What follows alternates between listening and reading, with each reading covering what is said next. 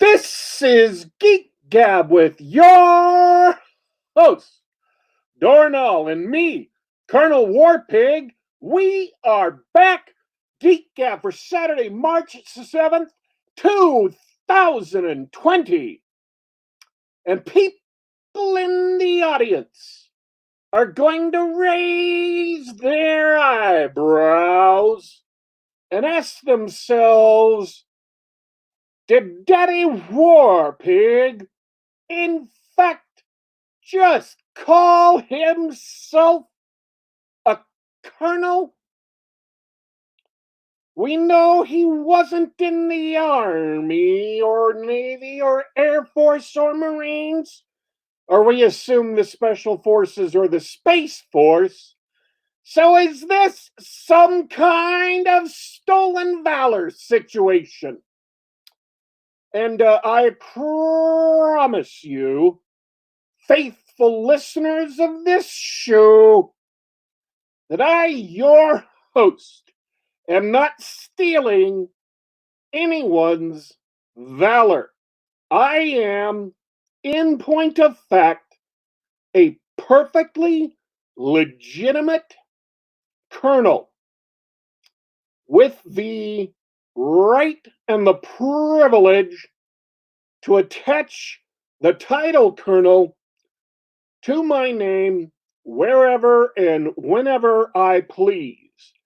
In fact, you may know a fellow member of my my organization, Colonel Sanders, who is also not in the military but is a colonel. So, does this shock you that I'm a colonel? I'm a bit surprised, although the Colonel Sanders bit really threw me off. You said that he is a colonel. Yes. Does Colonel Sanders walk the earth today, or does he live on in all of our hearts? I see time differently than most people. Actually, I see time verbs differently than most people. You know how you get like that like tricky stuff in mystery TV shows where they turned to somebody and said, "Yes, but you said was," meaning you knew she was dead. I'd be screwed because I'm just not that precise with the temporal language there. Plus, I'm pretty sure that only works on TV. Yeah, so, you know. But anyways, yeah, Colonel Sanders is a member, alive or dead, he's still a member of the Colonels, the Honorable Order of Kentucky Colonels. And it's an organization dedicated to recognizing people who have rendered public service in the state of Kentucky. I may have mentioned it on the show before. So I've never heard of this before. Yeah. So once you have done qualifying good works on behalf of the state of Kentucky, public service like, cleaning up parks and helping out the homeless or whatever your particular kind of service may be, you can apply for membership. Or I think someone has to apply who is already a member, has to apply on your behalf. And if they accept your application, you become a Kentucky colonel.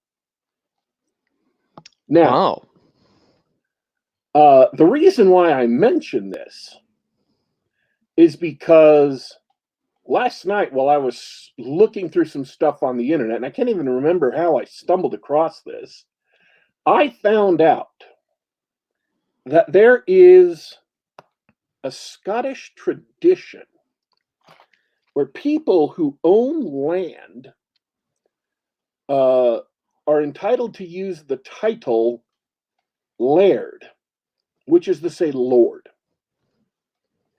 You're not a member of the aristocracy, but because you're a landowner, you're entitled to use that title. Now, you can't rent a house. You have to actually own land. And it's kind of an archaic tradition, but it's a real tradition. So there are a few organizations, I found 4, who are trying to maintain historic castles and whatnot.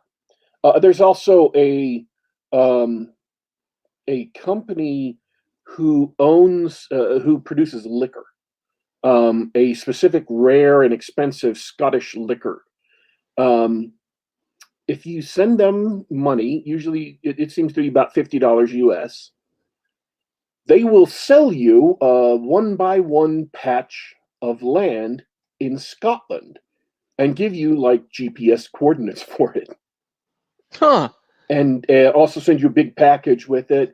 And some of them put up a plaque with your name on it. In the castle, you can go there, get a free tour of the castle, and go and visit your plot. And then they use the money they make from this to keep up the castle, to make sure it doesn't fall into disrepair, and um, do all the normal maintenance you would, so it remains beautiful and people can go in and check out their history. So it's like buying a share in a corporation, only it's a plot on the grounds of a castle. Right. And with that, you get the right to call yourself a laird or lord. So last night I got on Twitter and I explained the situation, and I actually looked into it, and it's enough of a corner case to make historians really, really natty about it. They get kind of see it, but it's also valid enough to be within the realm of souvenirs and novelty things, valid-ish. I was thinking about myself, I could be called Lord Warpig, or I could stick Colonel in there, and I could be called Lord Colonel Warpig. Pretty good. And then I shared it because if there is one other person on the planet I knew for a fact who would spend money to call himself Laird or Lord, do you even have a guess who that would be? You? John, one other person. Oh, John Delarose. of course he would. Of course. So I shared it with John, and and he was even more excited than I was. Because he can now, he's a reverend. That's right. So he can call himself Lord Reverend Delarose. That guy does not need a bigger head. So I thought, man, that's just what the Pulp Revolution needs when we march out in a gang fight. We have a Lord Reverend on one side to bless our souls, and the Lord Colonel on the other side, Lord Colonel Warpig on the other side to lead our forces into battle. Booyakasha! Yeah, we should. Yeah, it sounds like some sort of pseudo army. So yeah, I'm thinking, we got the numbers, we got the guts, we got the manpower. I'm thinking the Pulp Revolution is ready to throw down.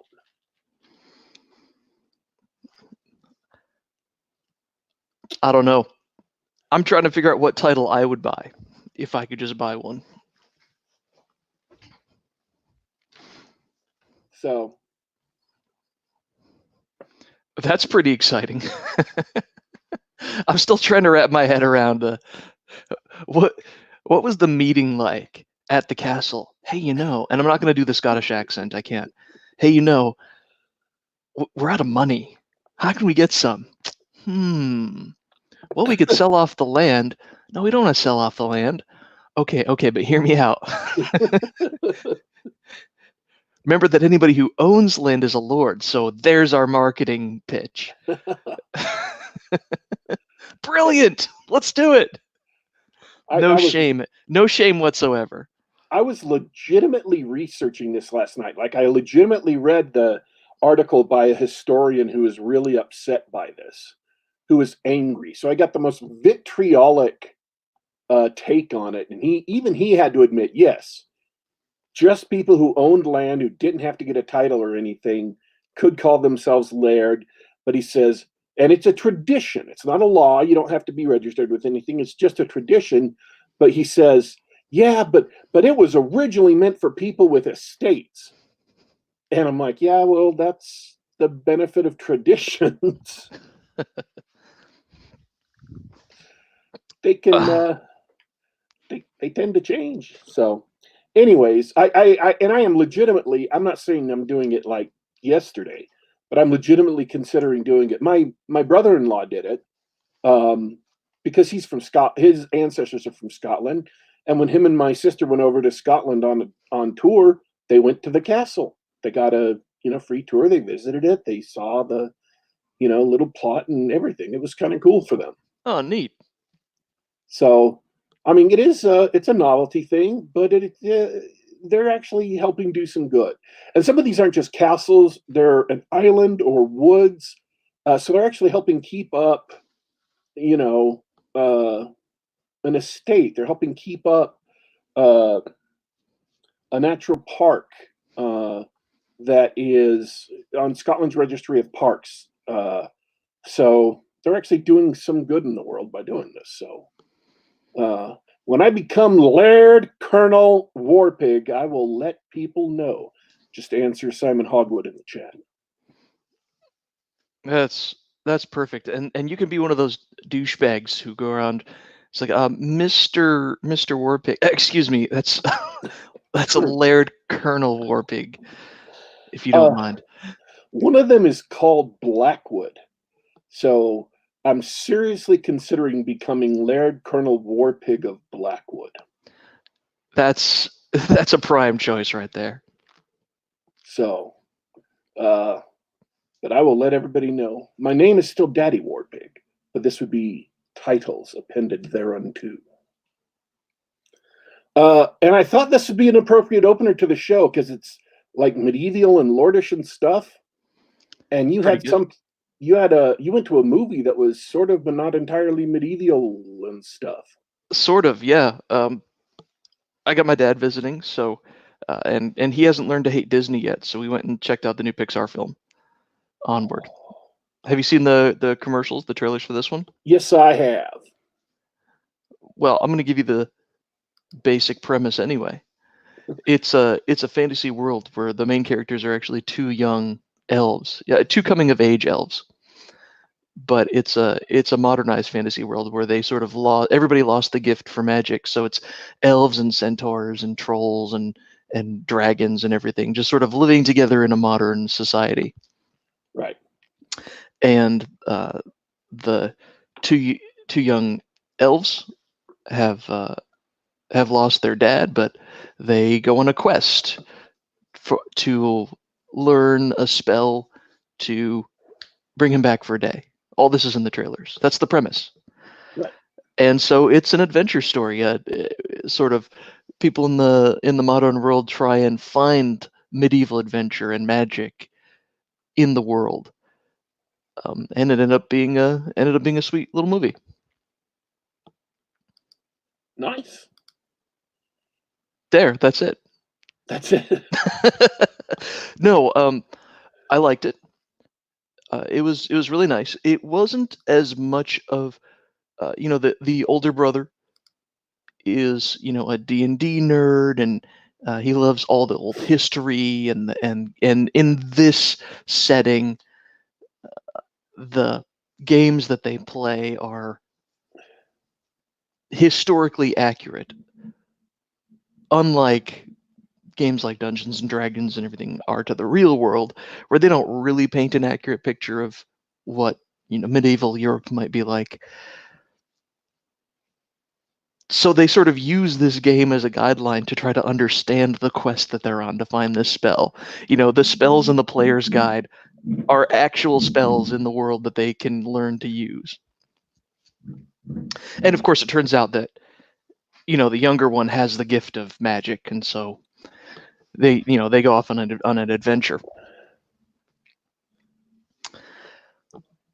But it really is a sweet story about the two brothers, their brotherhood, and coming of age, of course, for the younger one, learning confidence and strength and integrity and all that. And so the story beats are really familiar. But the execution was what you'd expect from Pixar. Is a beautifully animated film. And the one thing I really remarked on as I was leaving was how how detailed and realistic all the scenery is, in a way that I hadn't noticed in prior films. Maybe Ratatouille, where they tried really hard to make it look like a real place. The cars, the buildings, the bricks, the rocks, and everything like that. It in many scenes it didn't really look like a cartoon, which is to their credit. So what can I say? It was pretty good, and of course, thanks to Pixar being decent writers, it was a bit of a tearjerker at the end. I'm not saying I was crying, but I heard a lot of sniffles in the theater. I would never do that.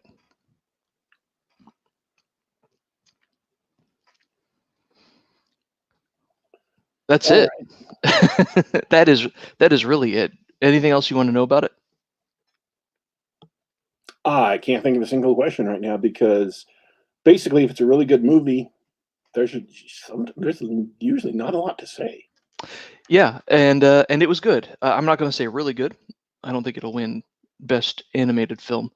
And for those of you in the audience who say don't give money to people who hate you, blah blah blah, Disney's evil. Okay, there's a tiny bit of pause in there, in some of the characters and what they say. It's not subtle, but it's also not the point of the movie. It's definitely background noise.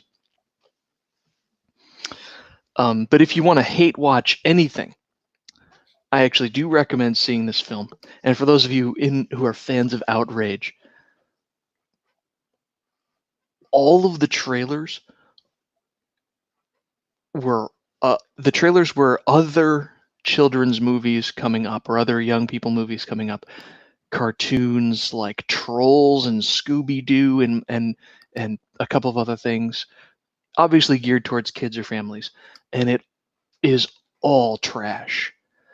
Absolute irredeemable trash, as you might expect from a commercial for a movie about those stupid troll toys you had when you were a kid.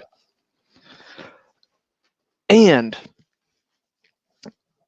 remember Disney buying Fox? Yes.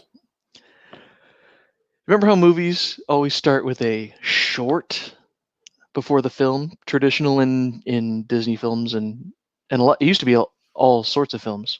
Well, yeah, Pixar always does that. Pixar always does that. The short for this film was a Little Simpsons short with Maggie Simpson as the focus,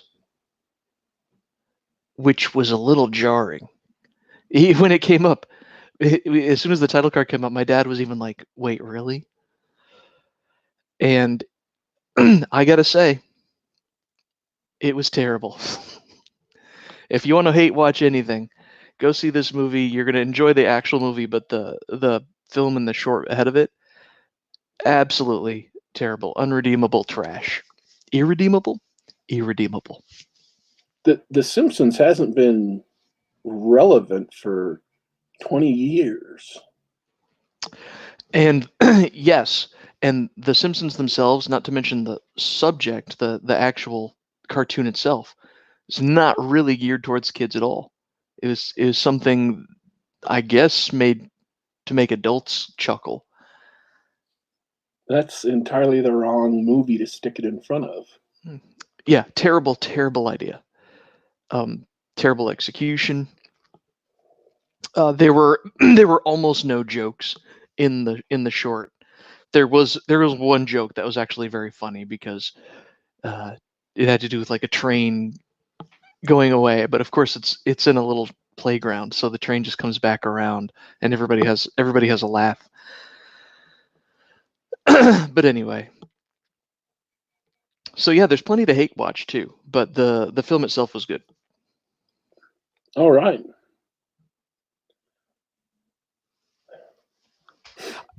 That's it for it was called Onward. I don't know why they tried to hide it in March. I mean, it's not going to be hailed as their best film ever, but it was nice. It was sweet. What about you? You're a Pixar guy. Are you planning to see that? I'm not. I'm really, really planning on not going out in public until this caltrop situation is dealt with. Good point. Good point. It's,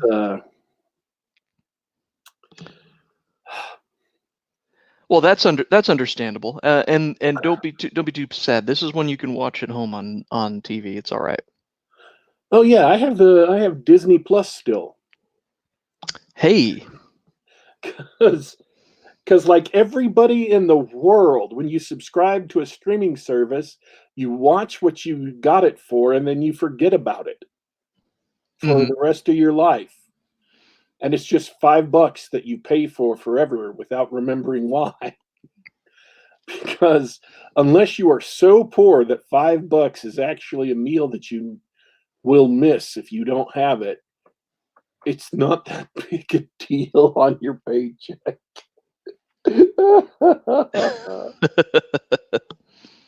I still have Disney Plus, so I'm sure it's going to be coming on there sooner or later. Absolutely. As gentle reminder to everybody watching, double check your subscription services. You might be paying $30 a month that you don't need to be. Yes. $30 a month to like 6 different services. Isn't that great? We all finally cut the cable to cable TV, and we've replaced it with just 6 different services that each cost us $5 to $10 a month. You know what's really hilarious? Is like AMC isn't satisfied with trying to sign up people for their streaming service. They launch like little mini focused streaming services that they charge full price for and then hide that they're part of AMC so they can make more money. My goodness. And make sure that these little streaming services are monopolies so that the movies that are on them you can't get anywhere else. So like Shudder, that had those movies that I was recommending a couple weeks ago or last week, The Vampire. Yeah. The Shudder service is owned by AMC. Now I don't know if AMC founded them or AMC bought them, but the effect is the same. If you want to see these movies, you have to pay Shudder, and then if you want to see AMC movies, you have to pay AMC twice. So you're handing over AMC 2 fees a month if that's what you want to do. And I'm sure that AMC has other mini streaming services that they'll be happy to allow you to pay them for access. Yeah, That's and a scam.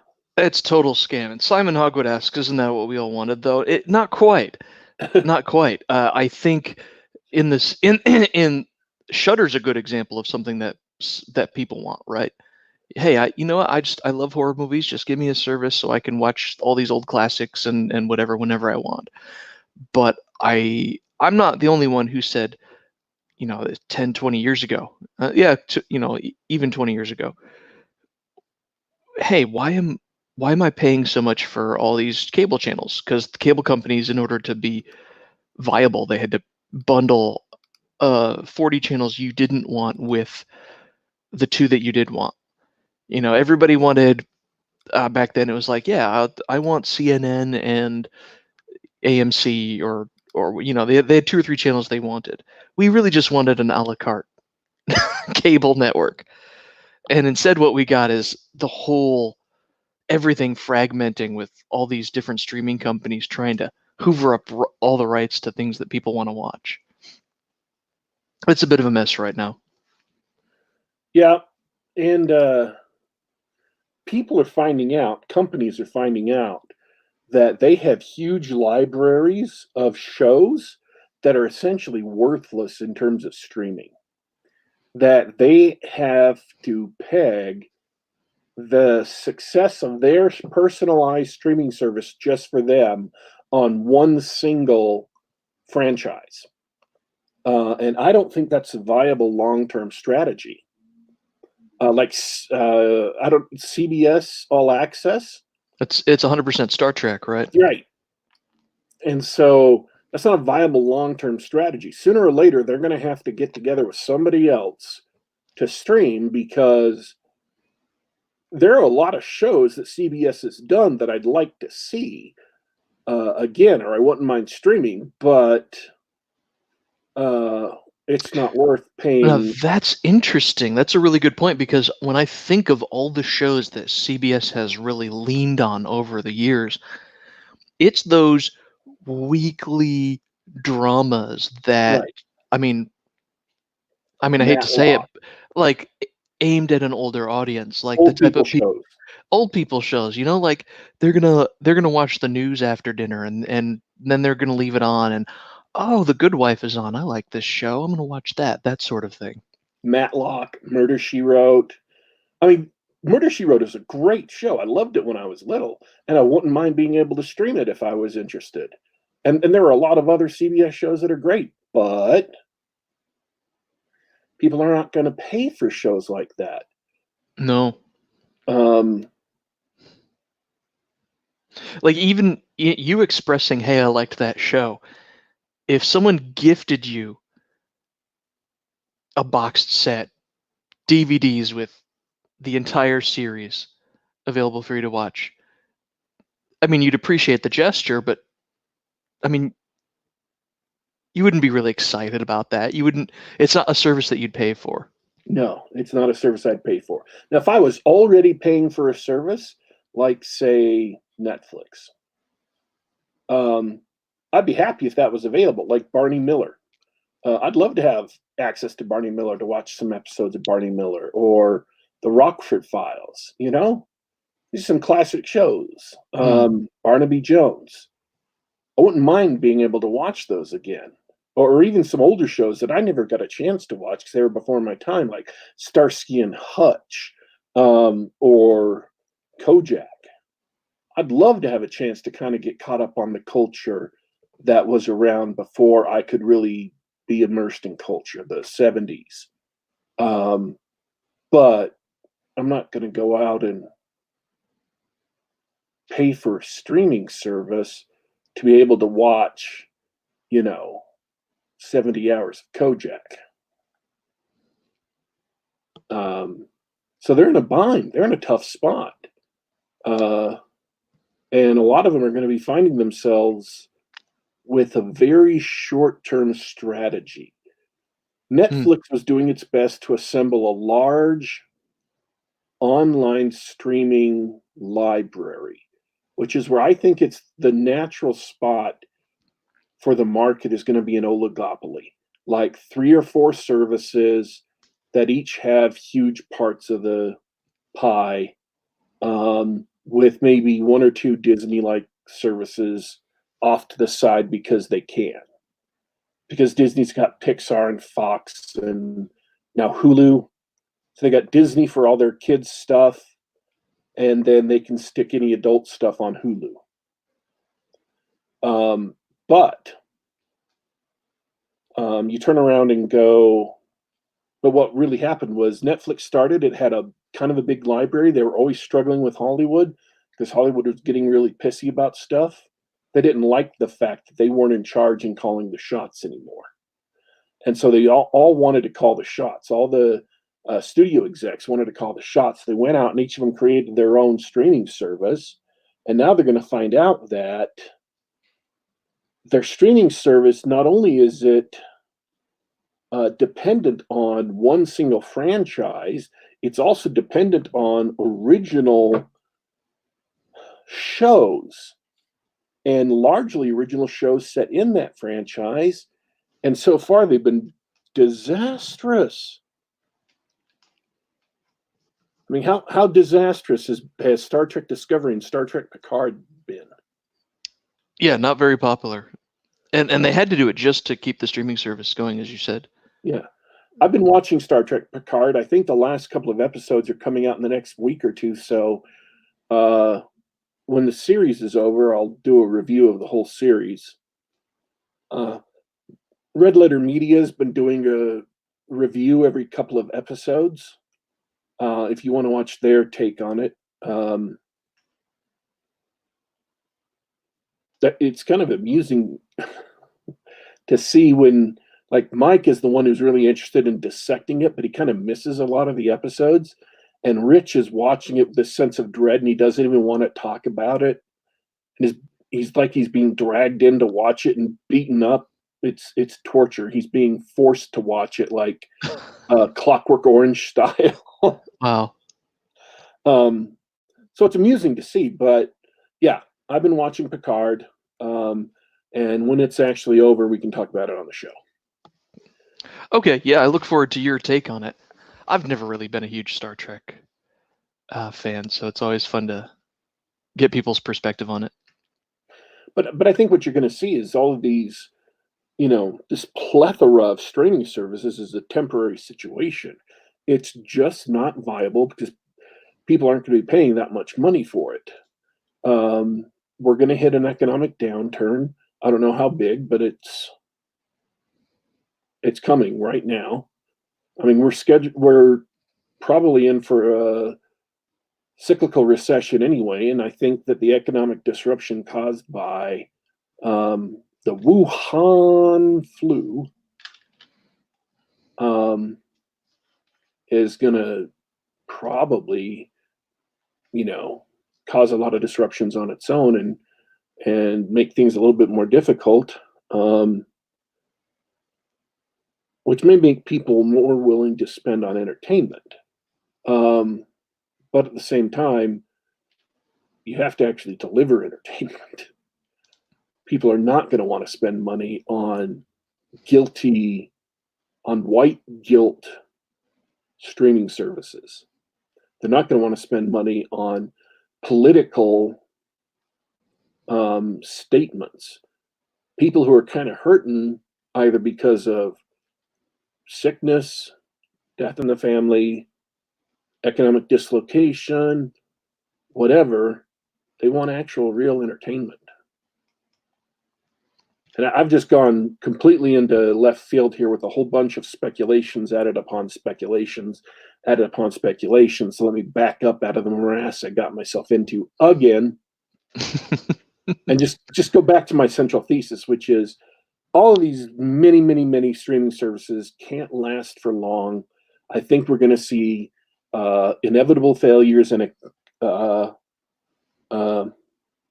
a condensation into an oligopoly situation where you have most of it being done in 3, 4, 5 bigger streaming services that are kind of Netflixy.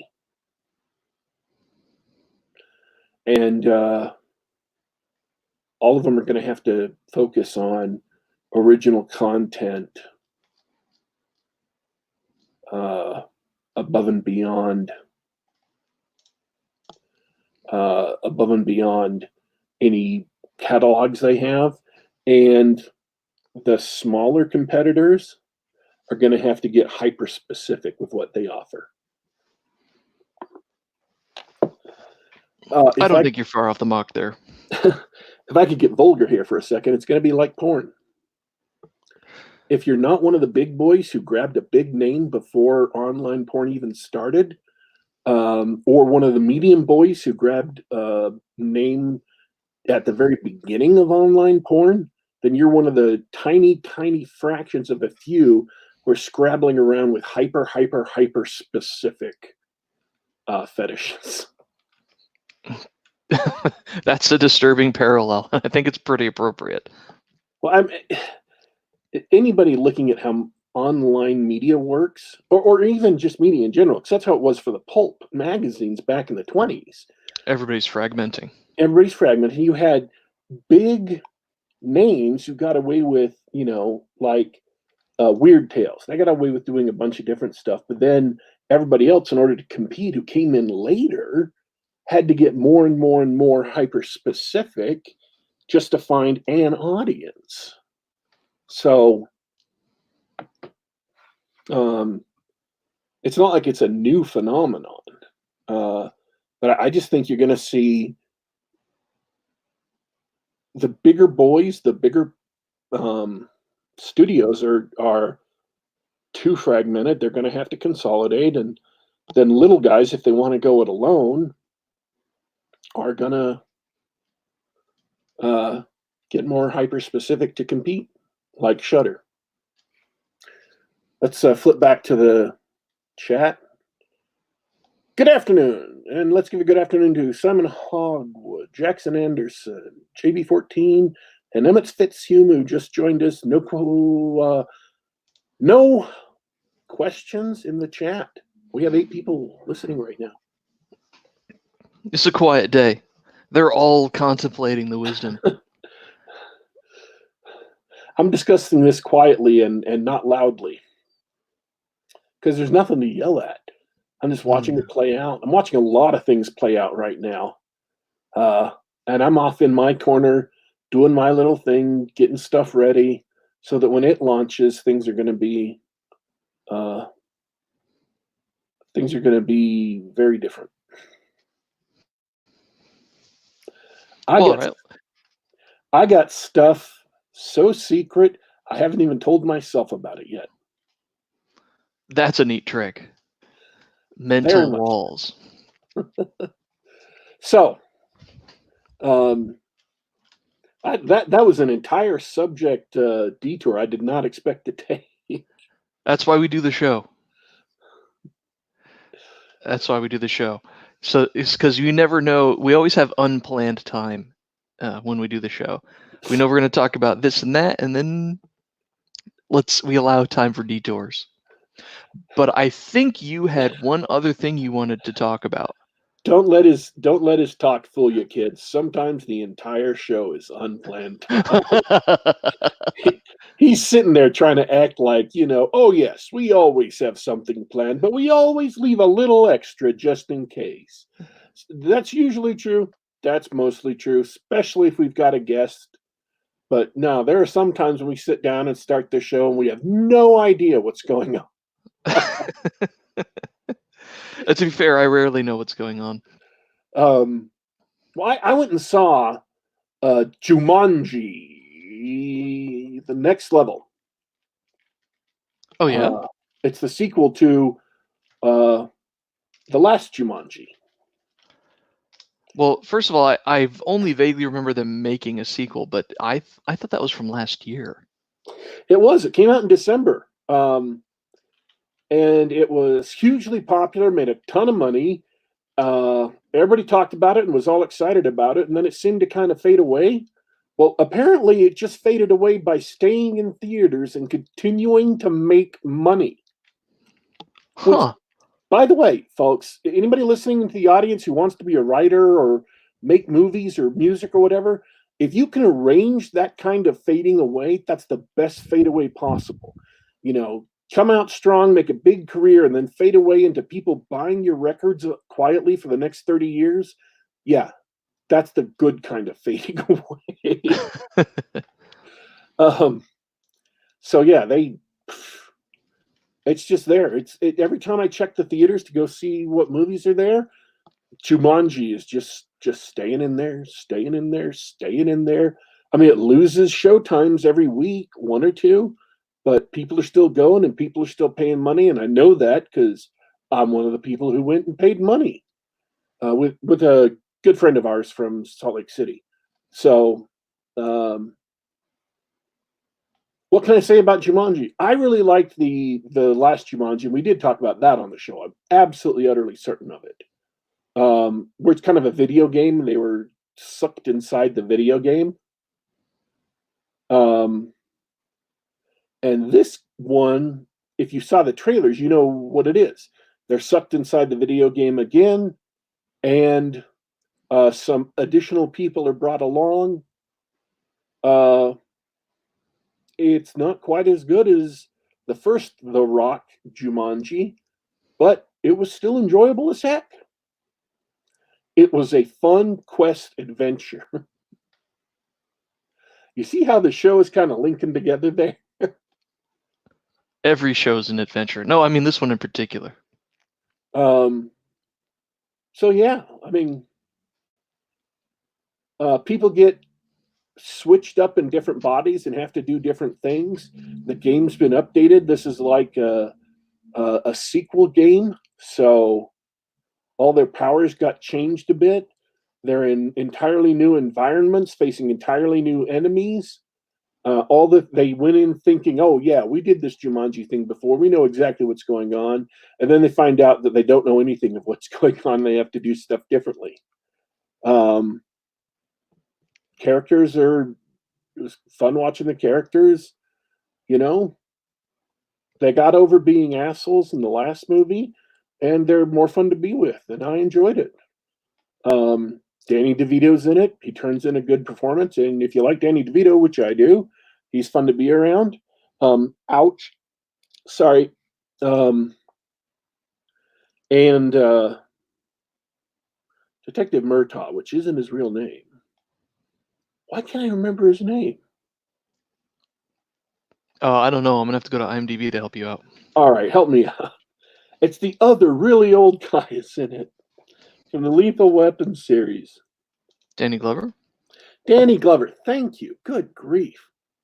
He's in it. He turns in a great performance, and there's fun interactions there. I just enjoyed it. It's an enjoyable movie. There's action scenes. There's chases. There's things getting blown up. Yeah. This is just one of the things I found so funny. They tease at the beginning of the movie that one of the characters has a new combat skill they call nunchucks. Okay. And during the entire movie, they keep on looking around, or she keeps on looking around for nunchucks to get into a combat with. And none of them show up until one of the climactic battles. And the sheer joy on her face as she gets a pair of nunchucks and gets to kick ass with them is so like heartwarming and amusing. And the battle with them is just great. Seeing her finally get her nunchucks and kick ass with them. And just the little things like that are, I don't know. I enjoyed it. Well, that's good. It's heartwarming watching people finally get their nunchucks and cracking the heads of bad guys. Those are words to live by. It's heartwarming to watch people finally get their nunchucks. So, this is not one of those long, dreary, boring movies that you got to watch to, several times to dig out a deep meaning. But there is, there are thematic. Oh, yeah. Kevin Hart blew that away. Absolutely correct. Emmett Fitzhume, for those of you who are hearing this instead of seeing it, Kevin Hart channeling Danny Glover stole the movie from The Rock. That's Emmett Fitzhume in the chat saying. Absolutely the truth. You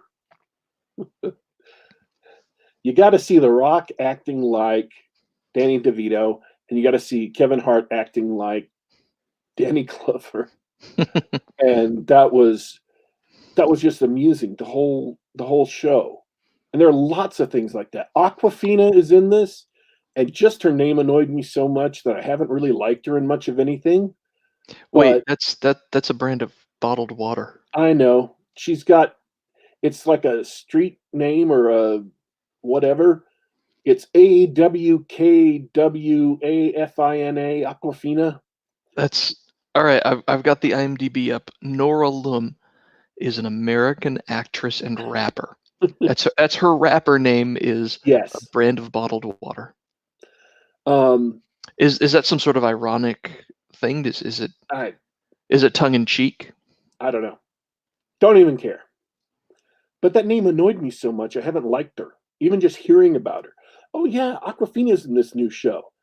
I I'm like, just yeah. Well, when you said it, I was like, that's interesting. That's very specific product placement. yeah. Normally, product placement that is prominent is like a Audi or BMW or Rolex, right? These big name luxury brands, but not a bottled water or Coke even.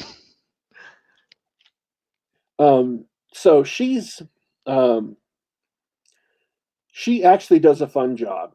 Uh, the geeky, skinny kid with the inhaler who got turned into the Rock the last movie instead gets turned into this skinny, short Asian sneak thief. Uh, Picks locks, sneaks into places, steals things, stuff like that. So it's very much a pulp-inspired Disney D&D adventure. Cool. Um, I mean, you could if you took away all the technology and made it medieval, this would be almost a perfect D&D adventure. Um, but as it is, it's kind of a pulpy adventure. Um, so yeah, it and seeing Aquafina act like this skinny, nasally Jewish kid, uh, she did a good job with it. She pulled it off. Um, Nick Jonas makes a return. Oh, is that a spoiler? I I don't don't care. know. It is maybe is it if you've seen the first one? I don't know. The movie's been out for 4 months, so if you haven't seen it by now, that's your tough luck. You just got a little tiny spoiler. Um, He's listed in the cast on IMDb, yeah, so so they spoiled it. Sorry. um, yeah, it was fun. I enjoyed it. Cool. Wasn't as good as the first one. It was a fun way to kill 2 hours. Call back to when you talked about it still being in the theaters and making money. I found a little chart. Maybe I can share this for those of you watching. Da, da, da. There we go. So it looks like it's been in theaters for 85 days. So it's probably going to be in 15 days. And it hasn't made nearly as much money as the previous one from 2017. Yeah, But that's probably fair. it had a big opening weekend, and then it tapered off, and then it followed a normal curve. So not normal's. I shouldn't probably use the word normal in this context, but a typical is what I should say. A typical curve in revenue, and of course they've all got their asymptote because enough people have seen them that they're not. It's not going to make much money from here on out. So it's not going to make much more money. It's pretty much done. But it's had a run. Yep. And this yellow line here is the original one with Robin Williams. Not And this, adjusted for inflation, of not course. adjusted for inflation, yeah. That's from 95. And I don't know what Zathura is. Did they make a straight to...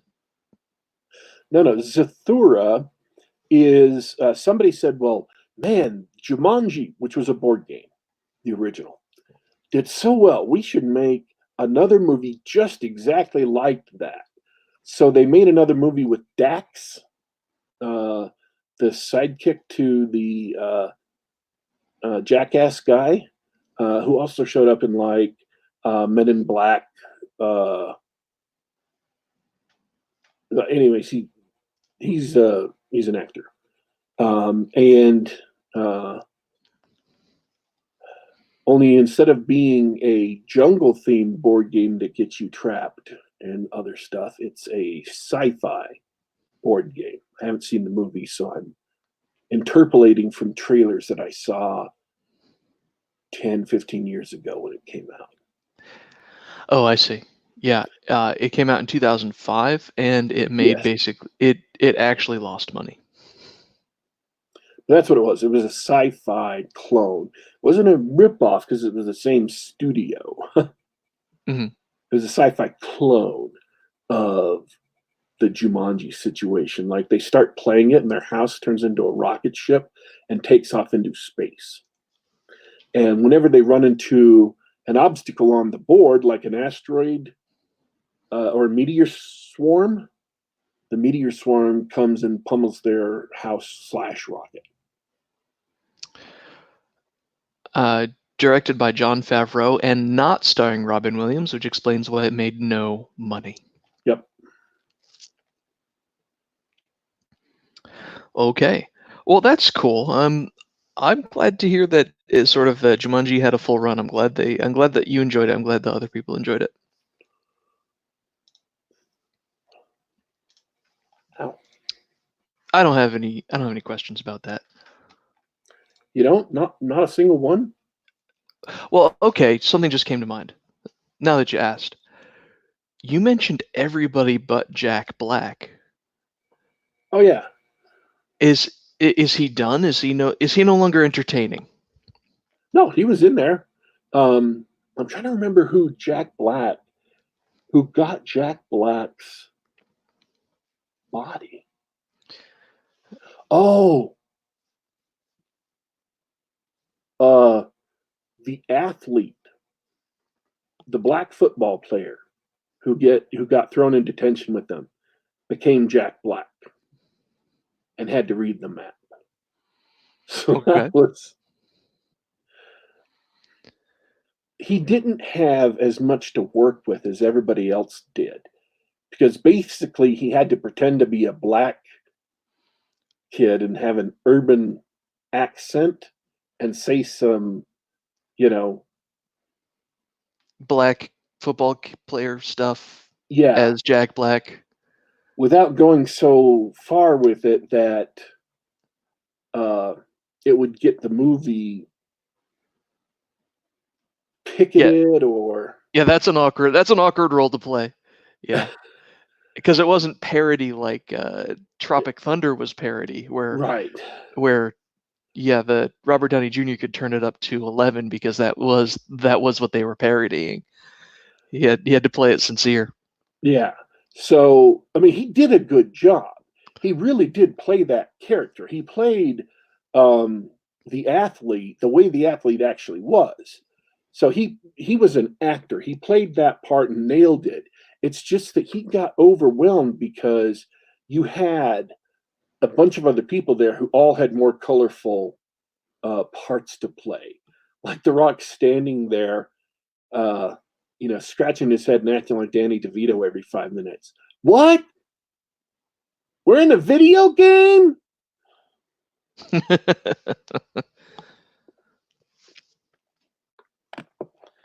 So, what? You're the girlfriend?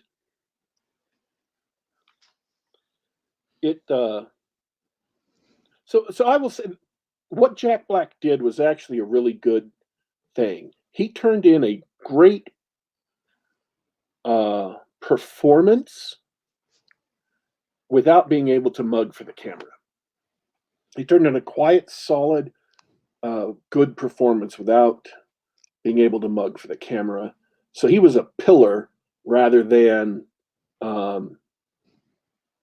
rather than a spotlight. But he did get he got some solo time later and did a really good job with that too. That sounds unlike him, but I guess it's difficult not to be upstaged by The Rock. He did also get a chance later for one scene to play the girl. And he did a hilarious job of that. The other girl, because in the first movie he was the blonde girl, and then in this one he got a chance to play the redhead for a scene, and that was really funny.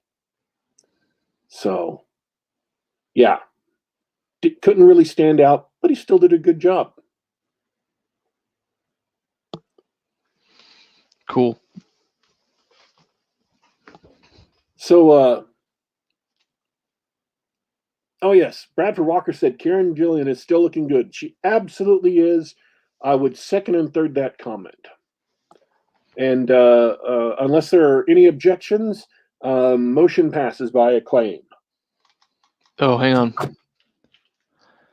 I need to. All right. Yeah, I'm not gonna object to that. Okay.